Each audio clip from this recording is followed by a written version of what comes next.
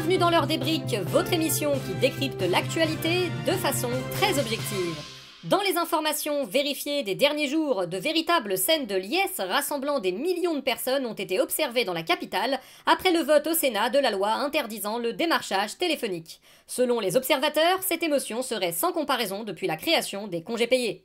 Politique maintenant, suite à l'élection de Donald Trump, un grand nombre d'utilisateurs d'un réseau social géré par une grosse entreprise capitaliste avec tout ce que ça implique en termes de risque de dérive idéologique et autoritaire, ont migré vers un autre réseau social géré par une grosse entreprise capitaliste avec tout ce que ça implique en termes de risque de dérive idéologique et autoritaire.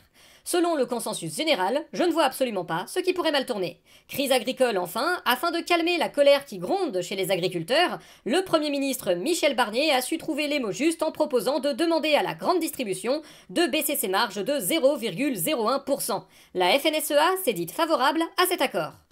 Pour commenter ces informations, pour prendre la température de l'opinion du peuple, je serai tout d'abord accompagné du Français moyen, Michel Moyen, bonjour. Bonjour. Pour l'accompagner, la députée La France Insoumise, Sophia Chikirou. Sophia Chikirou, bonjour. Ouais, bonjour. Avec nous également le président du Rassemblement National, Jordan Bardella. Jordan Bardella, bonjour. Bonjour. Et on termine ce tour de table avec notre expert plateau. Bonjour Roger. Salut. Notre premier sujet, c'est le match de football opposant l'équipe de France à l'équipe d'Israël qui a eu lieu la semaine dernière. Devant un public très réduit, du fait du risque associé à ce match, l'équipe de France n'a pas réussi à l'emporter contre Israël et le match s'est terminé sur un 0-0.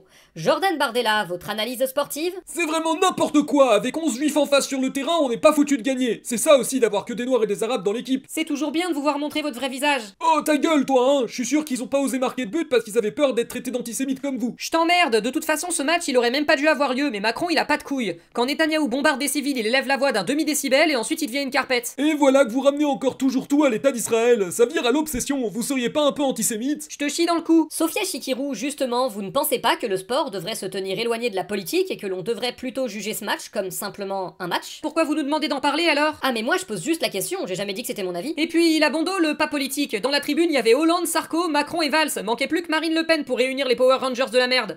Michel Moyen, que pensez-vous de ces affirmations? Pour vous, le sport peut-il être apolitique? Bah je considère personnellement que le sport doit pas être trop politique. Ah donc... Mais un peu quand même. Je vois, vous vous mouillez pas trop. Bah c'est normal, je suis le français moyen, j'ai un avis moyen. Et vous Roger, on vous a pas encore entendu, qu'est-ce que vous pensez du résultat du match France-Israël? Je pense que le match était truqué parce que les Israéliens ont piégé le ballon pour qu'il passe toujours à côté des cages et qu'ils ont utilisé une machine inventée par Georges Soros pour manipuler mentalement les joueurs français et qu'ils osent pas marquer de but. Je vous remercie. C'est quand même bon d'avoir de vrais français qui s'expriment de temps en temps. Parce qu'il y a des vrais français et des faux français? Bah oui, bien sûr. Et du coup, c'est qui les faux français? Les gauchistes. Évidemment. Et c'est parti pour le point info. L'ancien Premier ministre Manuel Valls s'est récemment déclaré intéressé pour être nommé dans la nouvelle administration Trump, mais a également déclaré ne pas encore avoir été contacté à ce stade. Drogue maintenant, le député insoumis Andy Karbat, arrêté il y a peu pour achat de stupéfiants, a officialisé le début de sa cure de désintoxication, comprenant une limitation à 1 500 € d'argent de poche par semaine et l'obligation de substituer la drogue chimique par des bonbons à la réglisse. Politique étrangère, maintenant, le chancelier allemand Olaf Scholz a affirmé avoir eu un appel téléphonique avec Vladimir Poutine. Nous avons réussi à nous procurer leur échange. Monsieur le chancelier, on a Vladimir Poutine en ligne. Quoi? Sérieusement? Bah vous vouliez pas l'avoir au téléphone? Mais j'ai dit ça pour frimer, je pensais pas qu'il dirait oui. Je vous le passe ou pas? Bah oui, du coup, allez-y. Allô? Oui, allô, Vladimir? Comment ça va? Ça va et toi? Bah ça va. Quelques difficultés avec mes partenaires, mais rien de bien grave. Et toi? Tu devrais faire comme moi. Quand j'ai difficulté avec mes partenaires, je les égouille. Comme ça, plus de problème. On peut pas faire ça chez nous. Et la famille, ça va? Ça va, ça va. Mes filles vivent leur vie de famille et mes fils sont en prison. T'as des fils, toi? Pas officiellement. Ah oui, je me disais. Et t'as prévu quoi pour les vacances? Je passe 2 semaines dans ma maison de campagne avec mes chiens et ma compagne et on va nager dans un lac. Tu voudrais venir?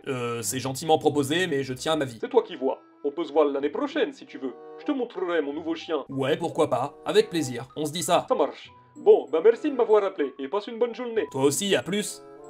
Alors, cet appel? Eh bien, nous avons eu un échange de points de vue détaillé et franc. Donc ça s'est bien passé? Ouais, mais bon, j'ai l'impression d'avoir oublié un truc quand même.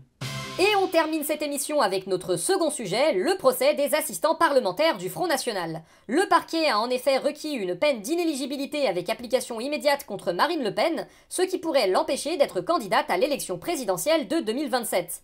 Roger, pour commencer, quelle est votre analyse de la situation? C'est un complot contre la grande candidate de l'alternance orchestrée par l'ultra-gauche qui veut mettre Marine en prison, non à la République des juges. Je vois. Jordan Bardella, qu'en pensez-vous? C'est un complot contre la grande candidate de l'alternance orchestrée par l'ultra-gauche qui veut mettre Marine en prison, non à la République des juges. Vous en faites pas trop? Absolument pas. Sophia Chikirou, que pensez-vous de la peine requise? Jean-Luc Mélenchon, lui, a dit qu'il n'était pas favorable à une application immédiate. Bah, s'il l'a dit, vous connaissez déjà mon avis. Tous les insoumis ont le même que lui. Bah oui, comme d'hab. Et vous n'avez rien à ajouter. Si, quand même. Chais, c'est tout.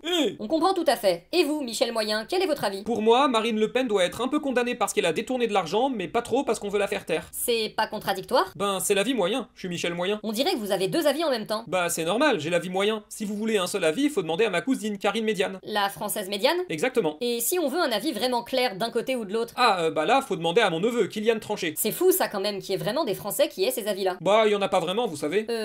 Pourtant vous êtes là? Oui, mais moi j'existe pas, je suis juste le fruit de votre imagination à tous. Ah bon? Vraiment? Vous voulez dire que le français moyen n'existe que dans la tête du personnel politique et médiatique? Exactement. Vous parlez à qui depuis tout à l'heure? Vous voyez? En effet, mais le jour où on s'en rendra compte n'arrivera sans doute jamais. Nous vous souhaitons une soirée. À bientôt!